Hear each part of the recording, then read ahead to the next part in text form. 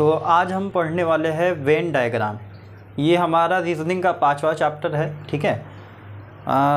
इसमें हम जो भी एसएससी में पूछे जाते सवाल है वो भी देखेंगे और रेलवे के सवाल जो भी है वो भी देखेंगे। वेन डायग्राम में करना क्या होता है, आपको पहले तो जो है कुछ कथन दिया होता है, ठीक है, उसको आपको डायग्राम में बनाना होता है। उन के बीच का जो है संबंध जो है आपको डायग्राम के रूप में दिखाना होता है। तो सवाल आपको दिया है, ठीक है, 6 नंबर का सवाल आपको दिख रहा होगा यहाँ पे।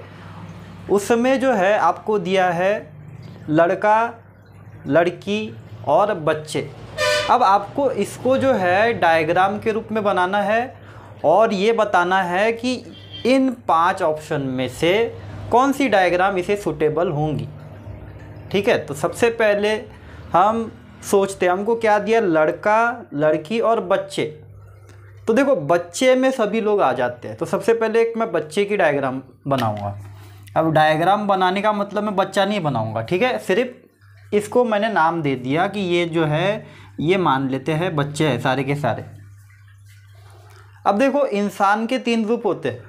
एक क्या होता है, बच्चे हो गए, फिर उसके बाद में वयस्क हो जाएंगे, उसके बाद में बुढ़ापा आता है। तो ये 3 अलग अलग चीज़ें हैं, ठीक है।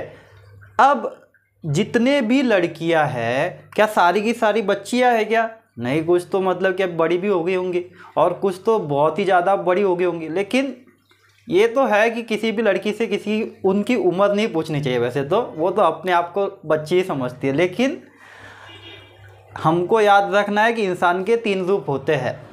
तो हम ये बोल सकते हैं कि जितनी भी लड़कियां हैं, ठीक है, उसमें से कुछ लड़कियां जो है क्या होंगी, बच्ची होंगी। तो लड़कियों का मतलब कि एक अलग ये बनेगा सर्कल, है ना, लड़कियां, और इसमें से कुछ लड़कियां बच्ची है ना। इस तरीके से जो है इसका बीच का संबंध हम बता सकते हैं। अब आते हैं लड़के के बारे में। अब सारे के सारे लड़के भी बच्चे नहीं होंगे, कुछ लड़के जो है बच्चे होंगे। इसीलिए हम लड़कों का कुछ हिस्सा जो है वो किस में मिलाएंगे, इन बच्चों के सर्कल के अंदर में। तो इस सर्कल के अंदर में जो आ रहा है हिस्सा, ये क्या बता रहा है कि ये जो लड़के का सर्कल है ये लड़के बच्चे हैं। ये जो लड़कियां यहाँ पर आ रही है ये क्या है, बच्चियाँ है ना। ये इस तरीके से संबंध हमको बताना होता है। अब इसमें हम ऑप्शन में देखेंगे कि कौन सा ऑप्शन दिया है हमको, ठीक है। वैसे आप देख रहे होंगे तो आपका आंसर अगर मैच कर रहा है ऑप्शन से तो यही आपका आंसर होगा।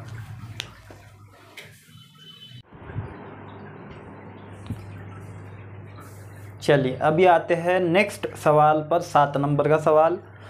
तो इस सवाल में आपको दिया है स्टेशनरी, कागज़ और किताब।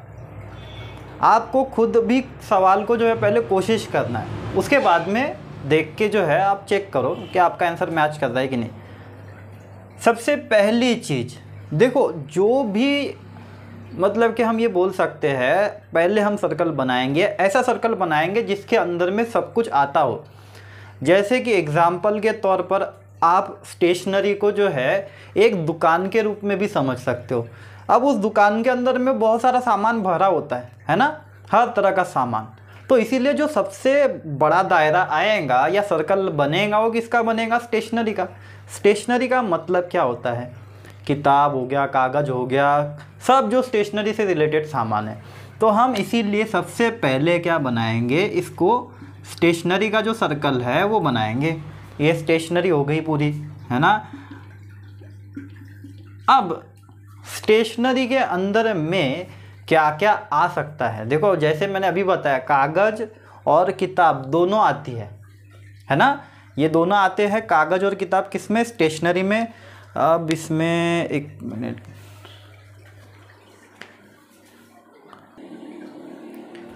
देखो हमको ऑप्शन के हिसाब से चलना होता है, जैसा आपको ऑप्शन दिया रहेगा। वरना अगर इसमें गलतियां निकालने की कोशिश करेंगे तो गलती इसमें भी निकाल सकते हैं। लेकिन अभी सिंपल तौर पे आपको दिया है कि देखो यहाँ पर एक तो आपको 2 सर्कल दिख रहे हैं जिसके अंदर में आपको इस तरीके से एक दिख रहा है और एक में अलग अलग दिख रहा है ना। तो स्टेशनरी में तो दोनों आएंगे, ये तो हमको पक्का पता है। स्टेशनरी में क्या होंगी, किताब भी आएंगी और कागज़ भी आएगा, है ना। अब किताब जो है कागज़ की बनी होती है, लेकिन हमको जो है ऐसा कोई ऑप्शन दिख नहीं रहा जिसमें मतलब कि आपको अब देखो पूरे के पूरे कागज़ तो किताब नहीं हो सकते ना। जैसे कि अभी मेरे पास में ये रफ पेजेस है, अब ये रफ पेजेस किताब तो नहीं है, ये क्या है, कागज़ है। तो ये एक अलग चीज़ हो गई, है ना। तो कागज़ एक अलग चीज़ हो गई, किताब एक अलग चीज़ होगी, ठीक है। अब किताब निकाल के नहीं लेके आऊँगा, आपको इमेजिन करना है। तो इसीलिए हमको सबसे सुटेबल ऑप्शन कौन सा दिख रहा है जिसमें अलग अलग दिख रहे हैं, ये वाला ऑप्शन दिख रहा है ना, किताब और कागज़। और ये कौन से नंबर का ऑप्शन है, तो आपको देख लेना है, यही हमारा आंसर होगा। तो समझ में आ गया, स्टेशनरी के अंदर में कागज़ और किताब दोनों आ गए। तो अगला सवाल दिया है सेब, फल और सब्जी, है ना, इस तरीके से दिया है। अब सब्जी और फल क्या दोनों एक है या अलग अलग है? ऐसा कोई है जिसको इसके बीच का फ़र्क नहीं पता? ठीक है, कंफ्यूज नहीं होना है। सब्जी तो अलग होती है ना, फल एक अलग चीज़ होती है। सब्जी को हम पका कर खाते हैं, फल को खाते क्या पका के नहीं खाते, हम ऐसे ही खा लेते हैं ना। तो फल एक अलग चीज़ है, सब्जी एक अलग चीज़ है। तो ये दोनों अलग है, तो इसका जो सर्कल बनेगा वो अलग बनेगा। यहाँ पर ये हो गया फल और यहाँ पर हो गए सब्जी। अब यहाँ पर एक और चीज़ दिख रही है, क्या, सेब। अब ये जो सेब है ये सब्जी में जाएगा क्या? नहीं, ये फल के अंदर में जाएगा। अब देखो फल तो बहुत सारे होते हैं, है ना, बहुत सारे, केला हो गया, ऑरेंजेस हो गया, अंगूर हो गया, बहुत सारे हो गए फल। उसमें एक फल कौन सा होगा? सेब होगा, है ना। तो ये जो फल है इसका जो दायरा बनेगा, इस सर्कल बनेगा, वो बहुत बड़ा बनेगा, इसके अंदर में बहुत सारी चीज़ें आएंगी। तो ये सेब भी इसके अंदर में आएगा। अंदर में आएगा तो आपको इसको रखना पड़ेगा ना अंदर में, तो इसको अंदर में लेके जाते हैं। जब इसको अंदर में लेके जाएंगे तो ये कैसे दिखेगा? इस तरीके से दिखेगा ना। इसी को आपको इमेजिन करना होता है डायग्राम बनाते वक्त। ये छोटी छोटी चीज़ें हैं, पहले तो मतलब कैसा लगेगा कि यार क्या बोल रहा हूँ, लेकिन ये जैसे बोल रहा हूँ वैसे अगर समझने की कोशिश करोगे ना तो डायग्राम बनाने में आसानी होगी। मैंने क्या कहा अभी कि मैंने क्या किया, ये सेब का जो मतलब कि सर्कल था उठा के इसके अंदर में रख दिया, तो इसके अंदर में ये कुछ इस तरीके से दिखेगा। अब यहाँ पर और बहुत सारे सर्कल आ सकते हैं, मैंगो भी आ सकता है ना। तो इसीलिए मैंने यहाँ पर छोटा सा ही बनाया इसको मैं बाहर नहीं लेके जा सकता, बाहर लेके जाऊँगा तो फिर क्या हो जाएगा, ये फल नहीं रहेंगे बाहर के, है ना। इसीलिए मैंने फल के अंदर में रखा है इसको। तो ऐसी डायग्राम आपको जो दिख रही है वही हमारा आंसर होगा।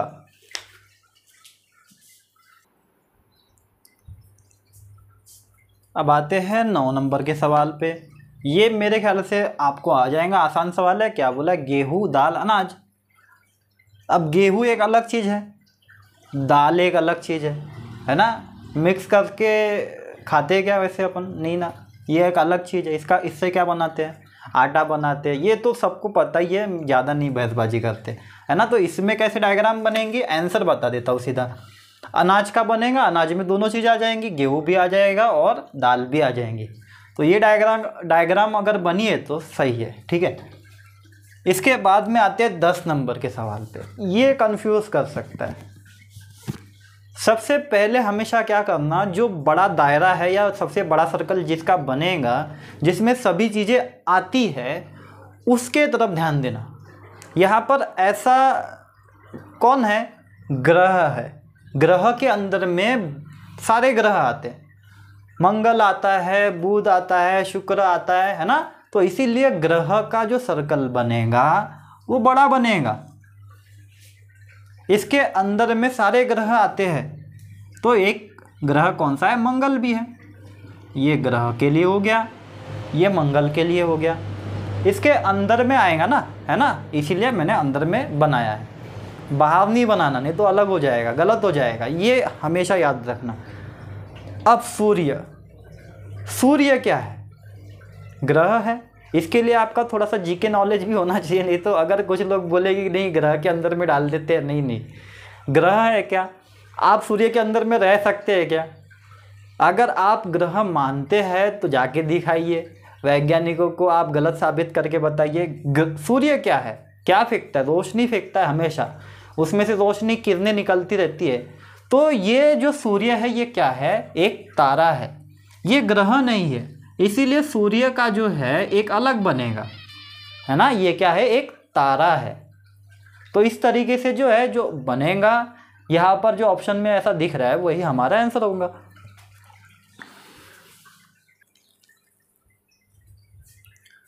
तो चलिए अभी आते हैं अपने, कौन से नंबर का सवाल चल रहा था?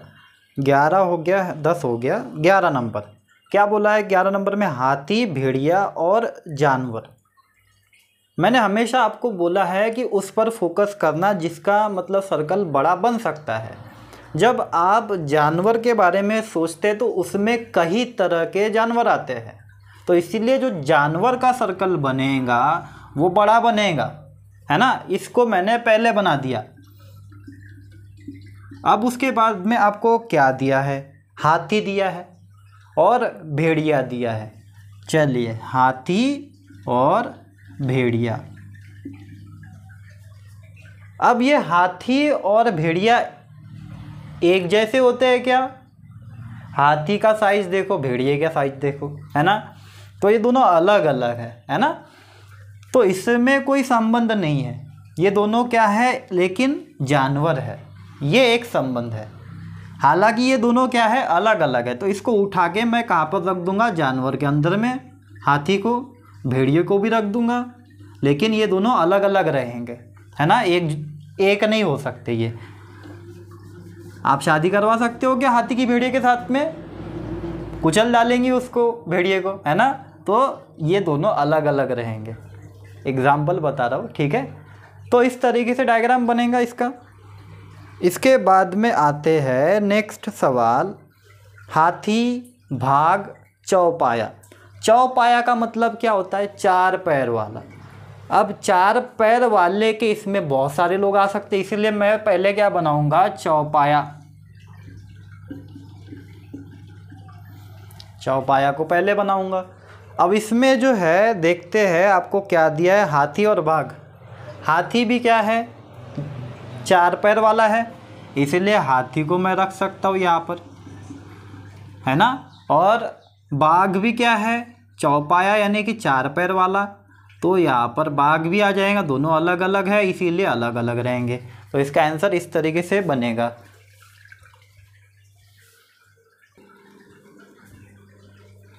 अब आते हैं 13 नंबर के सवाल पर। क्या बोला है? कबूतर, कुत्ता और पक्षी। अब देखो, सबसे बड़ा वाला सर्कल किसका बनेगा? सबसे पहला सवाल हमेशा ये रहता है। तो कबूतर एक ही है ना। कबूतर का एक ही बनेगा। कुत्ता, इसका भी एक ही बनेगा। कबूतर का तो एक ही सर्कल बनेगा ना, और कुत्ते का भी एक ही सर्कल बनेगा। ये दोनों अलग अलग हैं। पक्षी में बहुत सारे पक्षी आते हैं, तो उसमें जो है ये कबूतर भी आ जाएगा, है ना। तो पक्षी का जो सर्कल है वो बड़ा बनेगा, उसमें हम कबूतर को रख देंगे। तो इसमें इस तरीके से डायग्राम बनेंगी जिसमें कुत्ता, इसका सर्कल अलग बनेगा, है ना, इस तरीके से। अब यार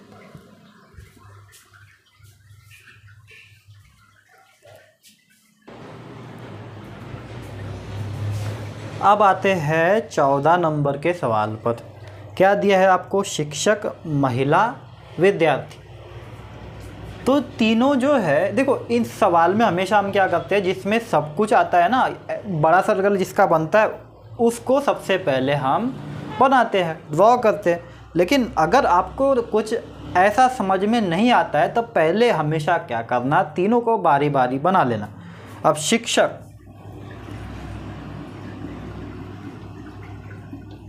उसके बाद में आपको दिया है महिला, और आपको दिया है विद्यार्थी। अब आपको कुछ भी समझ में नहीं आ रहा फ़िलहाल तो पहले हमने क्या किया, तीनों को अलग बना दिया। कुछ लोगों को समझ में आ गया होगा। शिक्षक के बारे में जब हम सोचते हैं तो हम महिलाओं और इनके बीच में संबंध कैसे दिखा सकते हैं? हम ये बोल सकते हैं कि ये जो शिक्षक है, यहाँ पर दो तरह के शिक्षक होते हैं, एक होता है पुरुष, एक होता है महिला, है ना। हमेशा दो ही होंगे ना शिक्षक के रूप। अगर हम इससे कंपेयर करने की कोशिश करें, जानवर हो सकते हैं क्या, शिक्षक नहीं होते ना, तो हम पुरुष और महिला इसको दो हिस्सों में ये बांटेंगे। तो यहाँ पर महिला हम बोल सकते हैं कि आधा हिस्सा महिलाओं ने कवर कर लेना चाहिए। तो इसमें संबंध कैसा बनेगा, ये जो महिला है इसके अंदर में आएंगी, अंदर में आएंगी या नहीं अभी हमको ये सुनिश्चित करना है। देखो, अगर सारी की सारी महिलाएं शिक्षक होंगी तो यहाँ पर आएंगी, अगर सारी की सारी महिलाएं शिक्षक नहीं होंगी तो हम सिर्फ कुछ ही महिलाओं को इसके साथ में जोड़ेंगे। अब देखो, महिलाओं में कई सारी महिलाएं होती है, जैसे कि हाउसवाइफ हो गई, कोई इंजीनियर हो गया, कोई डॉक्टर हो गया, है ना। तो सारी की सारी महिलाएं तो शिक्षक नहीं हो सकती, कुछ महिलाएं होंगी जो शिक्षक होंगी। इसीलिए जब इनके बीच का हम संबंध बताएंगे तो ये जो शिक्षक है इसके अंदर में सिर्फ कुछ ही महिलाओं का हिस्सा आएगा, है ना, कुछ ही। जब कुछ बोलता हूँ तो इस तरीके से डायग्राम बनती है। इसके बाद में विद्यार्थी की तरफ जाते हैं। तो विद्यार्थी के बारे में जब हम सोचते हैं तो यहाँ पर भी दो चीज़ें सामने में आती है, एक पुरुष और एक महिला, है ना। तो यहाँ पर हम ये बोल सकते हैं कि आधा भाग जो है विद्यार्थियों का महिलाएं होंगी, है ना, आधी विद्यार्थी तो महिलाएं होंगी और आधे पुरुष होंगे। तो इसीलिए कुछ हिस्सा जो है विद्यार्थियों का वो क्या कहलाएगा, महिला, है ना। और ये बाहर जो जा रहा है वो क्या है, वो पुरुष हो सकते हैं। तो इस तरीके से आपकी ये डायग्राम बनेगी।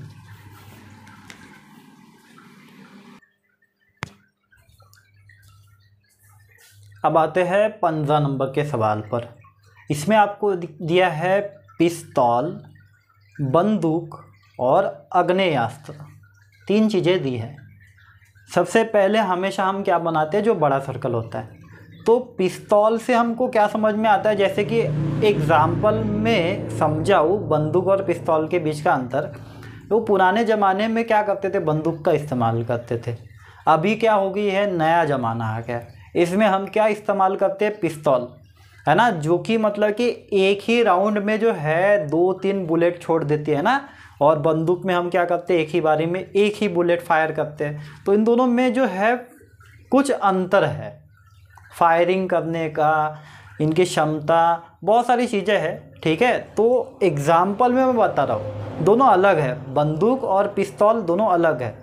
अब ये आग्नेयास्त्र क्या है, आग्नेयास्त्र का मतलब होता है कि ऐसा शस्त्र जिसका इस्तेमाल, जिसको हम इस तरह से इस्तेमाल करते हैं कि जिसमें गोला बारूद होता है और उसमें से हम क्या करते हैं, बुलेट फायर करते हैं, एक ऐसा शस्त्र। तो एक ऐसे शस्त्र के बारे में जब हम सोचते हैं तो इसमें दोनों चीज़ें आ जाती है। पिस्तौल भी क्या क्या होती है, ऐसी होती है जिसमें हम क्या करते हैं, बुलेट को फायर करते हैं, बंदूक से भी बुलेट को फायर करते हैं। तो इन दोनों की मारक जो क्षमता होती है वो अलग होती है। तो आग्नेयास्त्र जो है ये एक सबसे पहले बड़ा सर्कल बनेगा, इसमें दोनों चीज़ें आ जाएंगी, पिस्तौल और बंदूक, ठीक है।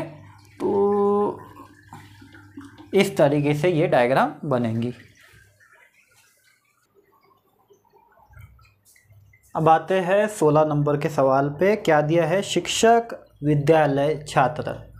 सबसे बड़ा डायग्राम किसका बनेगा, विद्यालय का बनेगा, जिसमें दोनों चीज़ आ जाएंगी, शिक्षक और छात्र। समझाने की ज़रूरत नहीं है। तो इसमें डायग्राम कैसे बनेगा, इस तरीके से बनेगा। अब आते हैं 17 नंबर के सवाल पे, जो कि कंफ्यूज कर सकता है। इसके लिए आपको थोड़ा सा जीके का नॉलेज होना आवश्यक है। क्या दिया है, नाइट्रोजन, बर्फ़ और हवा। सबसे बड़ा गोला किसका बनेगा जब नहीं समझ में आता तो सबको अलग अलग लिखो। तो सबसे पहले आपको दिया है नाइट्रोजन, उसके बाद में आपको दिया है बर्फ़ और फिर आपको दिया है हवा। अब ये तो हम जानते हैं कि नाइट्रोजन क्या है, एक गैस है। लेकिन सिर्फ ये हमेशा गैस के रूप में पाई जाती है क्या? नहीं, ये आपको याद रखना है। नाइट्रोजन वैसे तो एक तत्व है ना, जो कि हमको ये गैसीय स्टेट में भी मिलता है, सॉलिड में भी मिलता है और द्रव्य यानी कि लिक्विड रूप में भी मिलता है। नाइट्रोजन को अगर आपको लिक्विड में कन्वर्ट करना है तो बहुत ज़्यादा ठंडा करना पड़ता है, बहुत ज़्यादा ठंडा। और उसके बाद में जब ये लिक्विड आप अगर किसी के ऊपर में छिड़क दोगे तो वो पूरा बर्फ़ बन जाएगा, यानी कि किसी के ऊपर में डाल दोगे, ये उसको क्या कर देगा? ठंडा कर देगा तुरंत। तो ये आपको याद रखना है। नाइट्रोजन जो है तीनों स्टेट में मिलता है। हालांकि नाइट्रोजन अधिकतम गैसीय रूप में मिलता है रूम टेम्परेचर में, हम इसको गैस मान के चलते यानी कि हवा मान के चलते हैं। तो ये जो नाइट्रोजन है मैं इसके अंदर में रख सकता हूँ, क्योंकि हवा क्या है? एक बड़ा हिस्सा है जिसमें ऑक्सीजन भी आ गया, नाइट्रोजन भी आ गया, है ना। तो मैंने सबसे पहले किसको बनाया? हवा को बनाया, और इसमें मैंने नाइट्रोजन को सारा का सारा रख दिया, क्योंकि आखिरकार जो पानी वाला नाइट्रोजन है उसको भी हम क्या बना सकते हैं? हवा बना सकते हैं। जो बर्फ़ है उसको भी हवा बना सकते हैं, यानी कि सबको जो है हम हवा बना सकते हैं। यानी कि ये जो नाइट्रोजन है इसके अंदर में आएगा। अब देखो, ये जो बर्फ़ है, क्या सिर्फ नाइट्रोजन को ही बर्फ़ बनाया जा सकता है? नहीं, हम ऑक्सीजन को भी बर्फ़ बना सकते हैं, है ना। पानी को भी बर्फ़ बना सकते हैं, पानी में होता है ना ऑक्सीजन।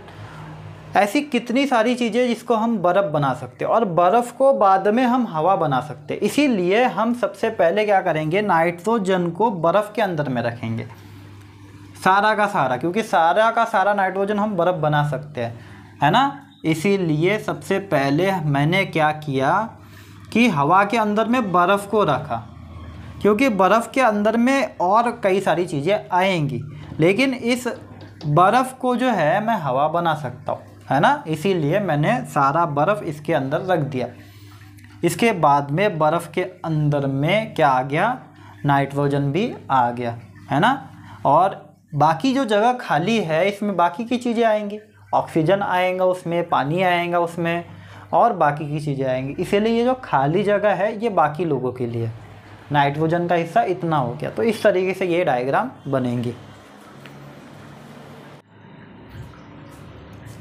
चलिए अब आते हैं 18 नंबर के सवाल पर। क्या दिया है? पीतल, लोहा, धातु, सबसे बड़ा सर्कल किसका बनेगा? तो धातु का बनेगा, क्योंकि धातु जो है जिस हर तरह का, मतलब कि लोहा भी क्या है? धातु है, पीतल भी धातु है ना। हम इन दोनों को धातु बोलते हैं। धातु कई तरह के हो सकते हैं, इसीलिए धातु का सबसे पहले हम एक बड़ा सर्कल बनाएंगे जिसमें पीतल भी आ जाएगा और जिसमें लोहा भी आ जाएगा, आयरन भी आ जाएगा, है ना। तो दोनों इसके अंदर में आ जाएंगे। इसके बाद में 19 नंबर का सवाल क्या दिया? तहसील, जिला, गांव। थोड़ा तो आपको बेसिक नॉलेज इसका होगा ही। देखो, सबसे पहले क्या आता है? जिला।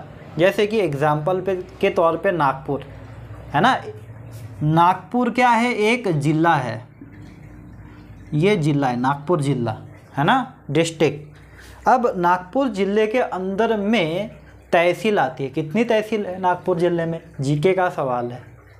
14 तालुका है, 14 तहसील है। कौन कौन सी तहसील है? सावनेर हो गया, हिंगना हो गया, कुई हो गया, कामठी हो गया, है ना। ऐसे मेरे को याद थे, अभी नहीं है, ठीक है, पुलिस भर्ती की तैयारी कर रहा था। तो तहसील इसके अंदर में आएंगी। नागपुर ज़िले के अंदर में क्या आती है? 14 तहसील है अलग अलग। तो तहसील इसमें से एक हो गई। अब तहसील के अंदर में क्या होता है? गांव आते हैं, कई सारे गांव, है ना। तो तहसील के अंदर में क्या आ जाएंगे? गांव आ जाएंगे। तो इस तरीके से ये डायग्राम बनेंगी। इसके बाद में 20 नंबर का सवाल दिया है, चावल, सरसों, चुकंदर। तो चावल एक अलग चीज़ है ना, सरसों एक अलग चीज़ है, और चुकंदर एक अलग चीज़ है। ये आपको याद रखना है। चुकंदर का मतलब क्या होता है? तो बीट, है ना। बीट का फ़ायदा क्या है? खून बनाने के लिए खाते हैं ना। जिनमें खून की कमी है वो लोग खाते हैं।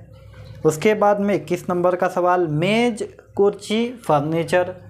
आसान है ये, फर्नीचर के अंदर में दोनों आ जाएंगे, मेज और कुर्सी। तो इसका आंसर इस तरीके से हो जाएगा जिसमें दोनों चीज़ आ जाएगी।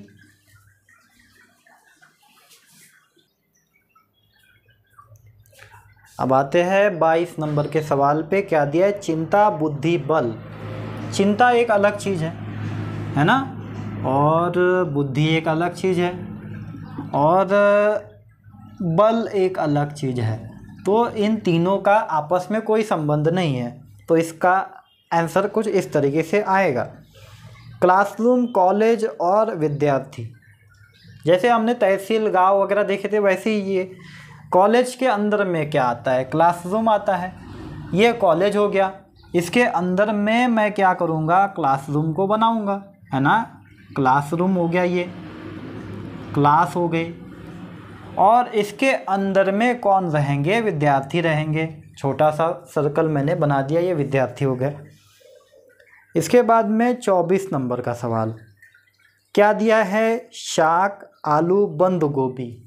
सबसे पहली चीज़, शाक का मतलब क्या होता है? तो शाक का मतलब बहुत लोगों को पता ही नहीं होगा। बहुत सिंपल है। शाक का मतलब होता है ऐसे फल सब्जी जिनको पकाकर खाया जाए, है ना। तो हम आलू को पकाकर खाते, कच्चा खाते हैं क्या? नहीं खाते, है ना। गोभी को भी क्या करते? पका के खाते हैं। तो ये क्या होगी? ये दोनों शाक के अंदर में आएंगे। गोभी और आलू अलग अलग चीज़ें हैं, लेकिन ये दोनों क्या है? शाक है। तो इसकी डायग्राम इस तरीके से बनेगी। और 25 नंबर का ये भी आपने अगर बना लिया होगा तो अच्छी बात है। धातु, लोहा, इनके बीच में संबंध हमको दिख रहा है। हमको पता है कि सारे के सारे धातुओं में आपको लोहा मिलेगा। इसके अंदर में, धातुओं के अंदर में क्या आएगा? लोहा आएगा, है ना। लोहा क्या हो जाएगा? धातुओं के अंदर में आ गया। अब क्लोरीन एक अलग चीज़ है। ये क्या है? एक तत्व है क्लोरीन अलग तत्व है ना। तो क्लोरीन अलग हो जाएगा, है ना। तो इसकी डायग्राम इस तरीके से बनेंगे। इसमें धातु के अंदर में आ जाएगा लोहा, और क्लोरीन एक अलग तत्व है, इसको हम बाजू में रखेंगे।